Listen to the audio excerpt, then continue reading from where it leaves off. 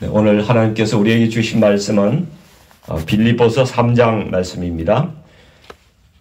빌립보서가 새벽기도 동안에 많이 지나갔습니다. 3장 10절부터 21절까지 말씀을 보겠습니다.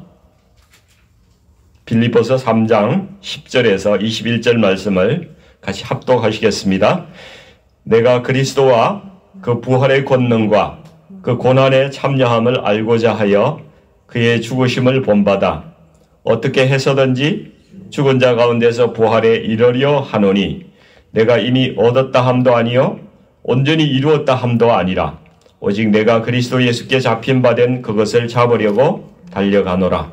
형제들아, 나는 아직 내가 잡은 줄로 여기지 아니하고 오직 한 일, 즉 뒤에 있는 것은 잊어버리고 앞에 있는 것을 잡으려고 표대를 향하여 그리스도 예수 안에서 하나님이 위에서 부르신 부름의 상을 위하여 달려가노라. 그러므로 누구든지 우리 온전히 이룬 자들은 이렇게 생각할지니 만일 어떤 일에 너희가 달리 생각하면 하나님이 이것도 너희에게 나타내시리라. 오직 우리가 어디까지 이르렀던지 그대로 행할 것이라. 형제들아, 너희는 함께 나를 본받으라. 그리고 너희가 우리를 본받은 것처럼 그와 같이 행하는 자들을 눈여겨보라. 내가 여러 번 너희에게 말하였거니와 이제도 눈물을 흘리며 말하노니 여러 사람들이 그리스도의 십자가의 원수로 행하느니라. 그들의 마침은 멸망이요 그들의 신은 배요 그 영광은 그들의 부끄러움에 있고 땅의 일을 생각하는 자라. 그러므로 우리의 시민권은 하늘에 있는지라. 거기로부터 구원하는 자 곧 주 예수 그리스도를 기다리노니 그는 만물을 자기에게 복종하게 하실 수 있는 자의 역사로 우리의 낮은 몸을 자기 영광의 몸의 형체와 같이 변하게 하시리라. 아멘. 오늘 빌립보서 말씀으로 그리스도인의 최종 목적지는 어디일까요? 라는 제목으로 말씀을 나누겠습니다. 요즘 젊은이들에게 왜 공부하냐 이렇게 질문을 하면요. 좋은데 취직하려고요. 이렇게 이야기를 합니다. 취직해서 뭐 할 건데? 그래야 결혼을 하죠. 결혼해서 뭐 할 건데? 가정을 이루고 행복하게 살아야죠. 행복하게 살다가 그 다음에는 어떻게 되는데? 아마 언젠가는 죽겠죠. 죽은 다음에는 글쎄요. 이렇게 대답을 한답니다. 옛날에 이런 개그가 있었어요. 세상에서 돈 많이 벌면 뭐 하겠노? 기분 좋다고 소고기 사 먹겠지. 소고기 사 먹으면 뭐 하겠노? 힘나서 일 열심히 하겠지. 일 열심히 하면 뭐 하겠노? 돈 많이 벌겠지. 돈 많이 벌면 뭐 하겠노? 또 소고기 사 먹겠지. 소고기 많이 먹으면 어떻게 되겠습니까? 화장실 가겠죠. 그죠? 결국 열심히 공부해서 일해서 돈 벌어서 소고기 많이 먹고 화장실 가는 게 우리 인생의 목적인가? 이런 이제 화두를 던져주는 그런 개그였어요. 이 많은 사람이 내가 누구인지 왜 사는지 잘 모르고 그냥 살아갑니다. 이런 면에서는 이 프랑스의 무신론 그 철학가이면서도 작가인 그 사르트르가 인간은 이 세상에 그냥 던져진 존재다. 뭐 이렇게 이야기한 말이 타당해 보이기도 합니다. 목적도 없이 사명도 없이 그저 우연히 내던져진 그런 존재라면은 사람들이 무엇을 위해서 살겠습니까? 소고기 많이 먹으려고, 그죠? 인생을 보내지 않겠습니까? 오늘 본문 19절에 그러한 사람들의 모습이 나오고 있어요. 그들의 신, 자기가 섬기는 신이 뭔가 하면은 배라고 이야기해요. 배, belly, 또 위, stomach. 그 영광은 부끄러움이라는 건 수치라는 겁니다. 수치에 있고 땅의 일을 생각하는 자라고 그렇게 말씀하고 있어요. 요즘 모든 사람들이 먹는 것을 얼마나 즐기는지, 그렇죠? 이게 그 맛집 찾아다니고, 예, 먹방하고 TV에서 이게 대세입니다. 그래서 요즘 다 중년이 되면은 배에 뭘 하나씩 두르고 다녀요. 예, 타이어. 둥그런 타이어 하나씩 배에, 허리에 다 두르고 다니지 않습니까? 인생의 목적이 없으면 유일한 즐거움은 먹고 즐기는 일밖에 무엇이 있겠습니까? 근데 우리 성도님들이 뭐 맛집 가서 교제하고 이렇게 즐기는 것은 뭐 좋은 일이죠. 예, 주 안에서 이렇게 하시는 것은 참 좋은 일입니다. 그런데 주구장창 그런 것이 내 삶의 우선이 되고 그것을 즐기고 그렇게 살아가는 것은 땅의 일을 생각하는 사람이라고 이렇게 성경은 말씀하고 있는 것입니다. 먹고 마시고 땅의 일을 생각하는 사람은 자기만 섬기고 자기 중심적으로 살아가게 되어 있어요. 자기 자신이 세상의 주인이고 하나님을 모르는 사람은 사사기에도 그렇게 말씀하잖아요.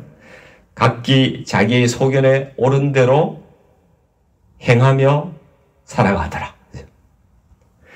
자기는 항상 옳고 잘 살아간다고 생각을 하죠. 많은 사람들이 이렇게 이야기해요. 나만큼만 살라고 그래. 그런 이야기 많이 들어보지 않습니까? 자기가 다 선하다고 생각하고 그렇게 살아간다는 것입니다. 근데 바울도요, 이전에 자기가 매우 의로운 사람인 줄 알고 그렇게 살았던 사람이에요. 바울은 이 토라, 모세오경, 율법을 아주 열심히 지켜서 하나님 앞에서 자신의 의를 갖다가 나타내려고, 증명하려고 아주 애를 쓴 그런 사람입니다. 그랬던 사람이 다메섹에서 예수님을 만나니까 거룩하신 하나님의 영광을 만난 거예요. 그 하나님의 영광 가운데 자기 자신의 존재가 다 드러나니까 너무나 창피하고 더럽고 자신이 그런 존재라는 것을 비춰진 거예요. 빛 가운데 우리가 방에 빛이 들어오면 먼지가 얼마나 많은지 알게 되잖아요. 그러한 것을 자신이 주님의 빛 가운데서 비춰서 본 거예요. 그러니까 자신이 추구했던 모든 일들이 얼마나 무가치하고 또 배설물 같다는 거, 아무 의미가 없구나. 정말 내가 지금까지 살아온 것이 다 헛된 삶이었구나. 이런 것을 바울이 느끼게 된 것이죠. 그러니까 예수님을 알게 되니까 인생의 비밀이 다 그냥 밝혀지는 거예요. 저절로 알게 되는 거예요. 내가 누구인지, 또 어떻게 살아야 하는지, 어디서 와서 어디로 가는지. 이런 것들이 주님을 만난 사람은 인생의 목적과 사명이 분명하게 깨달아진다는 거예요. 이 바울은 예수님을 만난 후에 완전히 자신의 인생의 목표가 바뀌어버렸습니다. 바울이 정한 자신의 그 인생의 새로운 최종 목표가 11절의 말씀에 이렇게 나오는 거예요.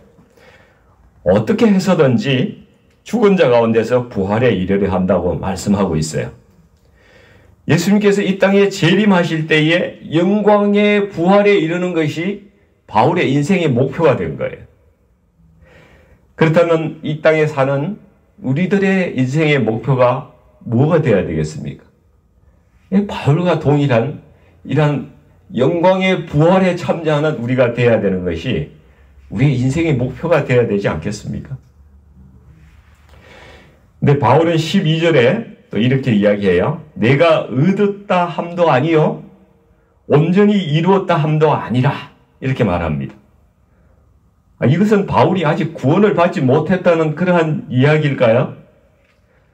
이건 절대 아니죠. 그렇지 않습니다. 바울은 이미 그리스도 예수께 잡힌 바 되었다고 이야기하고 있습니다. 이미 구원은 받은 것입니다. 근데 이미 받은 구원을 이루려고 달려간다고 이렇게 이야기를 하고 있는 거예요. 우리 그리스도인 중에서는 예수님을 믿었으니까 구원은 이미 받은 것이고 대충 살아도 되지 않겠냐. 최소한 뭐 지옥에는 안 갈 거야.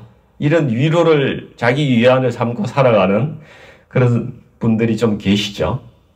마음속에 그런 마음이 좀 있기도 하잖아요. 이런 분들이 잘 아셔야 되는 것이 우리 정확한 구원의 개념이라는 거예요. 구원의 개념에 대해서 좀 말씀을 좀 드리려고 그래요.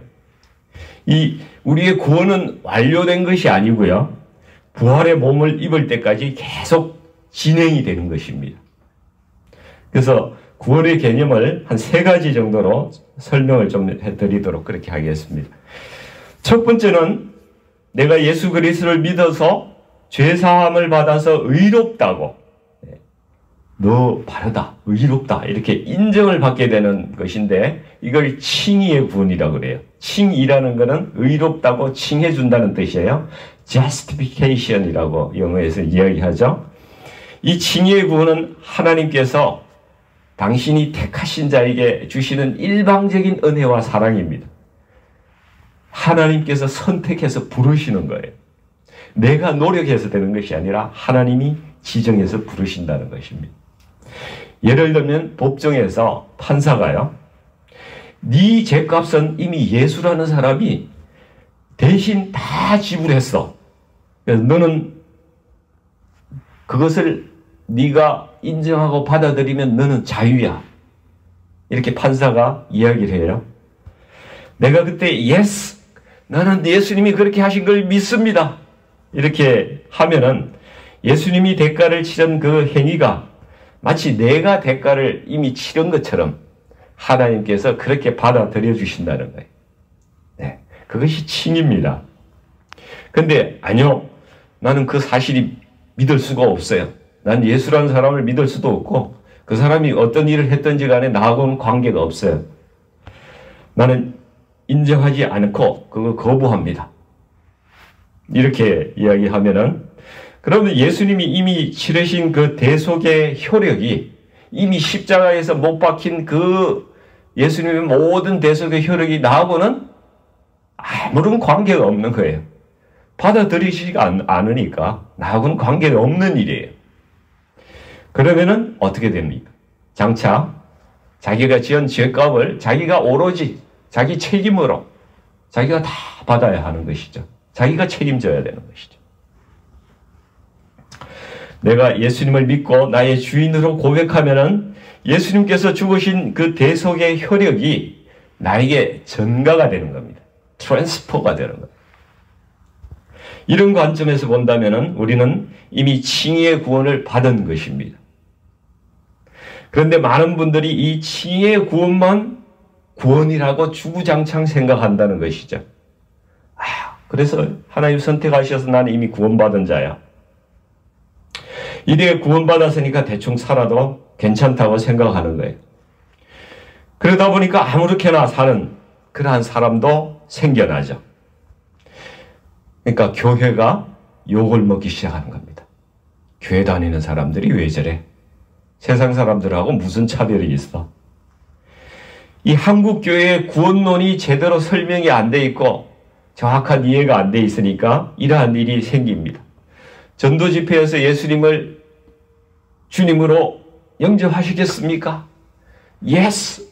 입으로 이렇게 이야기하면은 구원받은 사람으로 그냥 인정을 하는 거예요. 여기에 함정이 있습니다. 예수님을 영접한다는 것은 자신의 전인격적인 변화와 전인격적인 모든 것을 주님께 맡기는 그러한 행동이 되어야 되는 것입니다. 그러한 약속이 되어야 되고 진실한 결단이 되어야 되는 것입니다. 이런 사람에게 하나님께서는 그 믿음의 증거로 성령을 보내주신다는 것입니다. 그냥 분위기에 휩싸여서 대충 그냥 이렇게 하는 그런 것은 결단이 아니죠. 전인격적인 결단에 그러한 사람들에게는 그 믿음의 증거로 성령을 보내주신, 성령이 없는 사람은 그리스도인이 아닙니다. 성령은 어떤 일을 하십니까? 하나님 자녀로서의 합당한 삶을 살아갈 수 있게끔 인도해 주시는 거예요. 그러니까 의가 무엇인지, 올바른 것이 무엇인지, 죄가 무엇인지, 나쁜 것이 무엇인지 분명하게 가르쳐 준다는 거예요. 성령은 그리고 심판이 있다는 것을 우리에게 늘 말씀해 주십니다. 두려운 그 심판이 너 앞에 있다는 것을 항상 깨닫고 너 바르게 살아.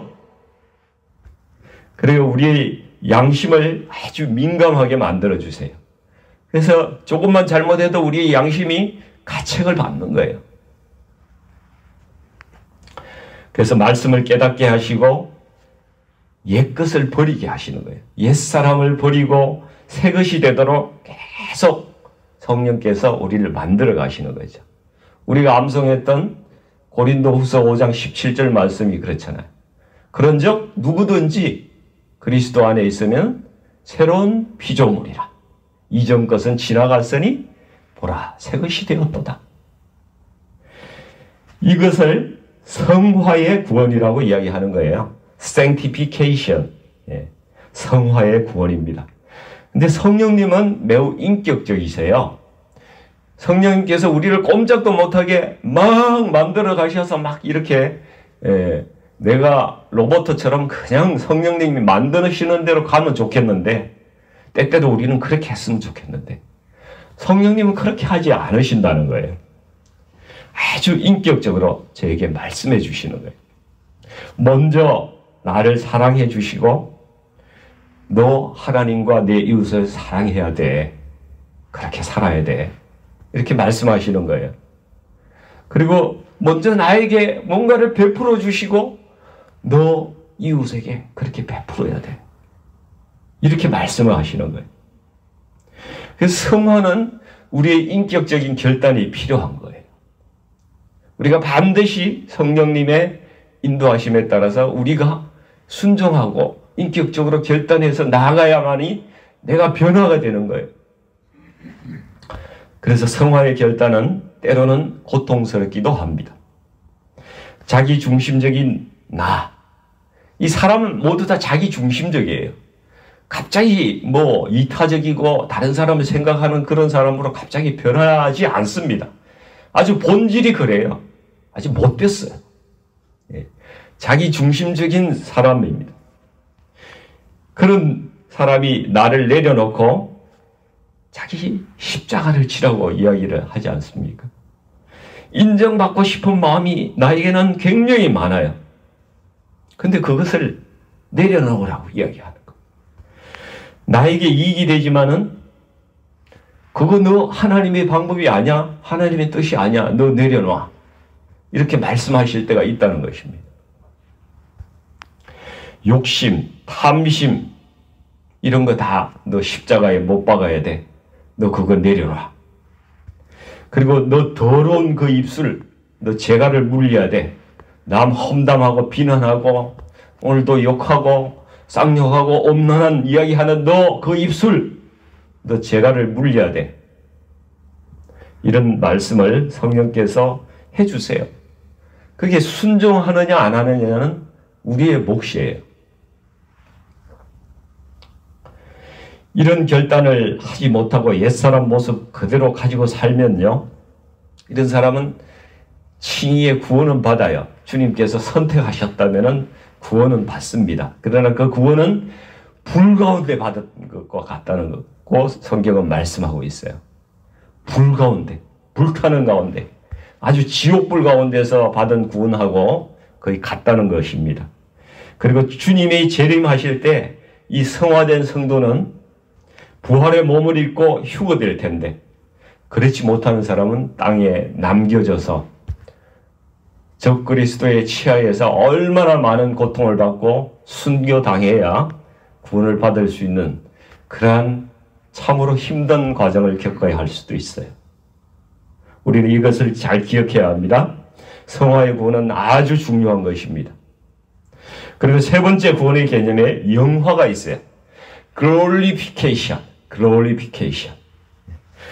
이것은 마침내 죄와 모든 더러움에서 해방되어서 내가 부활한 몸으로 하나님 앞에 설 때에 영화가 이루어지는 것입니다. 우리가 21절에 보았지 않습니까? 우리의 낮은 몸을 자기 영광의 몸의 형체와 같이 변하게 하시리라. 주님이 다시 재림하실 때 우리의 육신은 이미 죽었을 수도 있어요. 그럴 때는 우리의 영만 낙원에 있는 거예요. 그때는 영이 낙원에 있다가 새로운 부활의 몸을 입고 주님 앞에 설 것입니다.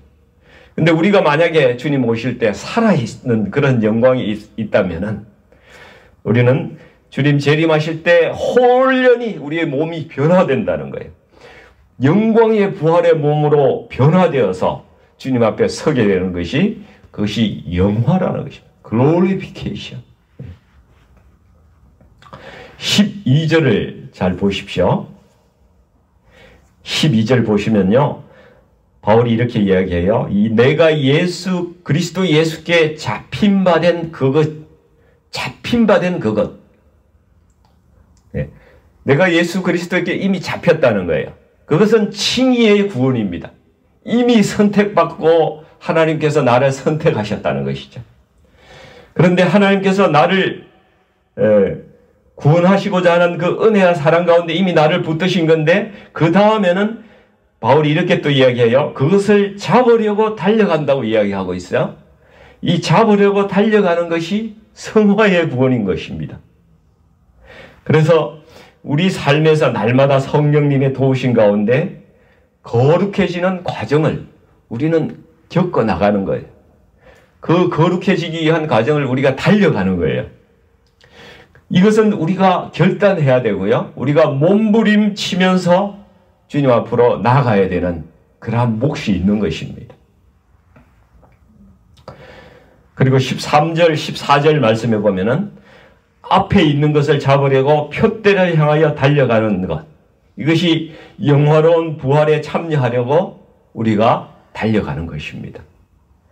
이것은 영화의 구원을 말하는 것이죠. 우리의 최종 목표는 영화에 있는 것입니다. 여러분, 우리가 죽으면은 영이 구원을 얻어요. 우리의 영이 구원을 얻어서 낙원에 갑니다. 우리의 육신은 어떻게 됩니까? 예, 소멸되죠. 우리의 육신은 죽고 흙으로 돌아갑니다. 근데 여러분, 이것은 우리가 죽어서 천국 가는 것을 구원이라고 다들 이야기하지만은 정확한 구원의 개념이 아니에요. 왜냐하면은 하나님께서 우리 인간을 어떻게 지으셨습니까? 영과 혼과 이 몸을 가진, 육을 가진 인간으로 지으신 거예요. 하나님께서는 이러한 완전한 존재, 영과 육과 몸을 가진 존재로 우리를 살기를 원하시고 또 영원히 그렇게 살기를 하나님께서 우리에게 만들어 주신 거예요. 그런데 우리가 죄를 지음으로써 우리가 이게 죽게 된 것이잖아요. 우리의 구원은, 완전한 구원은 영과 육과 혼이 완전히 하나가 되어서 새롭게 되고 죽지 않은 그런 존재로 하나님 안에서 영원히 사는 것, 썩지 않은 존재로 그렇게 사는 것이 우리의 완전한 구원이 되는 거예요. 이 구원이 언제 일어납니까?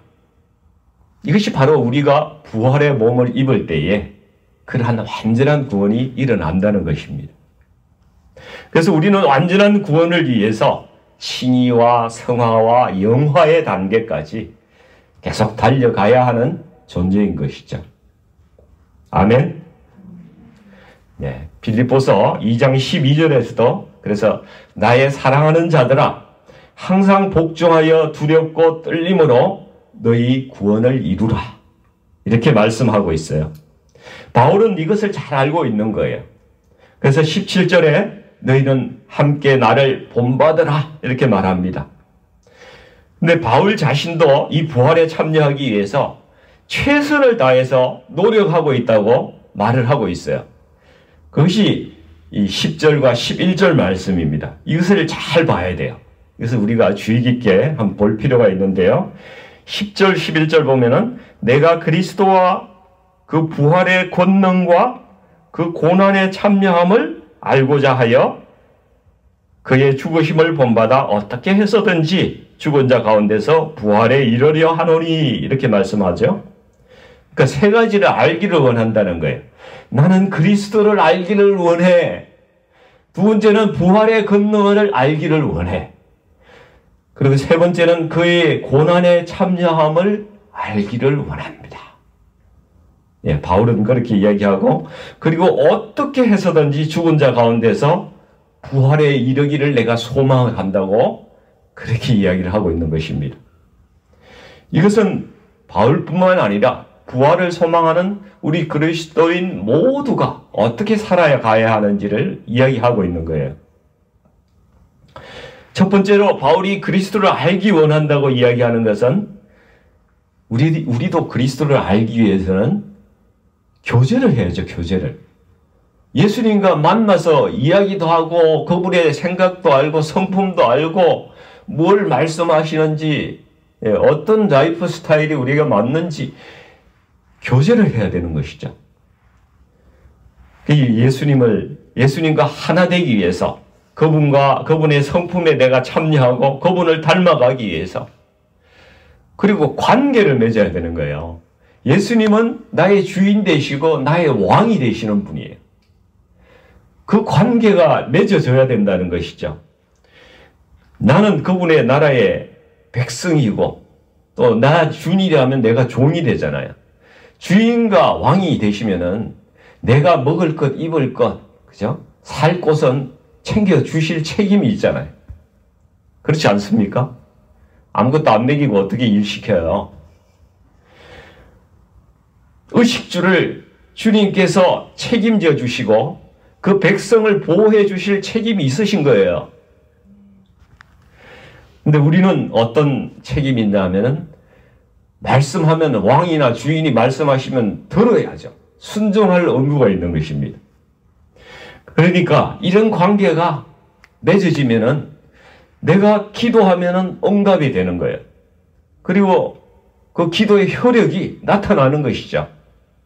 그래서 우리 담임 목사님도 이웃집 아저씨냐 아니면은 나하고 정말 같이 사는 그런 분이냐 이 새벽 기도에서도 말씀하셨는데 정말 한 집에 사는 사람이 되어야 된다는 거예요. 이웃집 아저씨가 되어서는 안 된다는 것이죠. 이런 관계를 맺어야 됩니다. 그래서 요한복음 15장 7절에 보면 너희가 내 안에 거하고 내 말이 너희 안에 거하면 무엇이든지 원하는 대로 구하라. 그리하면 이루리라. 예수님은 포도나무고 우리가 가지가 딱 됐다면은 예수님의 안에 있는 모든 것이 가지로 흘러가게 되어 있는 거예요. 열매가 맺힐 수밖에 없는 것이죠. 두 번째는 바울이 부활의 권능을 알고자 한다고 이야기하고 있어요. 이 부활의 권능은 죽음에서 살리는 그러한 능력 아닙니까? 하나님의 능력이 있어야 복음도 전하고 무슨 사역도 할 수 있는 것이죠. 우리 능력으로는 우리가 스스로 할 수 있는 거 아무것도 없어요. 예수님을 살리신 하나님의 능력이 부활의 권능입니다. 우리는 주님이 주시는 능력을 입고 살아가야 돼요. 부활의 권능은 성령이 내 안에서 역사하시는 겁니다. 그래서 내가 성령으로 충만해야 되는 것이죠. 바울도 성령으로 충만하기를 소망하고 있는 것입니다. 이 성령 충만은 언제 일어나느냐? 나의 모든 것을 다 주님께 맡길 때에 주님께서 오셔서 내 모든 것을 통치하시고 주관하시고 인도해 주시옵소서 다 맡길 때 성령 충만이라는 역사가 우리 가운데 일어나는 것입니다. 마지막으로 세 번째 주님의 고난에 참여한다는 것은 예수님이 하신 일을 우리가 계속해 같이 나간다는 것입니다. 예수님을 따라간다는 의미죠. 예수님의 그 십자가의 부활을 전하고 또 제자 삼는 일을 우리도 계속해 나가는 것이에요. 모든 사람들은 이 땅에서 하나님께서 부르신 삶의 자리가 있습니다. 모든 사람을 목사로 부르지도 않았고 모든 사람을 선교사로 부르지도 않았어요. 삶의 자리가 각각 다른 곳에 있는 거예요. 그 삶의 자리에서 하나님을 만나고 그분의 통치와 그분의 인도하심이 그곳에서 일어날 수 있도록 우리 삶을 드리고 거기에서 빛과 소금과 같은 역할을 우리가 해야 되는 것입니다. 그 역할을 할 때 거기에서 하나님의 영광이 나타나고 하나님의 통치가 그 자리에 임하는 것이죠. 우리가 그렇게 살아가라는 것입니다. 그것이 하나님의 뜻이에요. 제 숙모님 이야기를 좀 하려고 하는데요.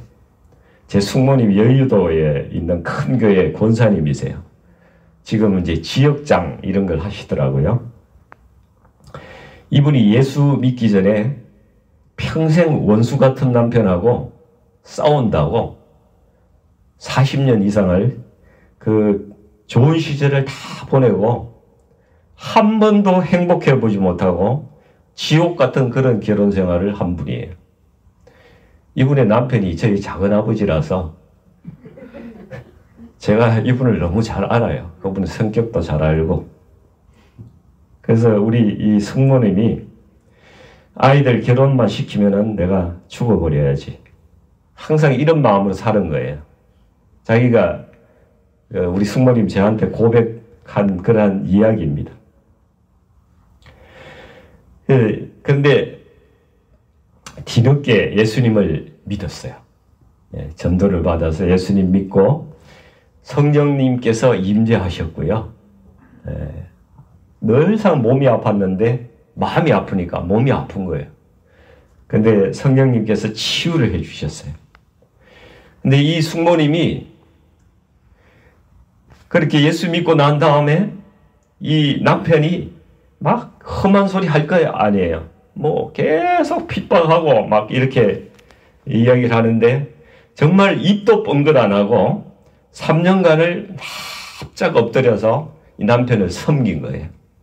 그냥 죽었다. 나는 죽었다 생각하고 섬겼다고 그래. 얼마나 험한 말을 하고 뭐 그렇게 하든지 너무 힘이 들고 속에서 막 이런 게 올라왔지만은 참았대요. 근데 그게 참아지더랍니다. 예수님 때문에. 예수님 생각하면서 그것을 참았다는 거예요. 그러니까 이 자아가 죽는 거죠. 자기가 진 그 십자가를 지고 예수님을 따라갔다는 것입니다. 그랬더니 어떤 일이 생겼나 하면은 절대 교회 나갈 것 같지 않던 이 남편이 이 생고구마 같은, 찔러도 막 들어가지도 않잖아요. 그죠?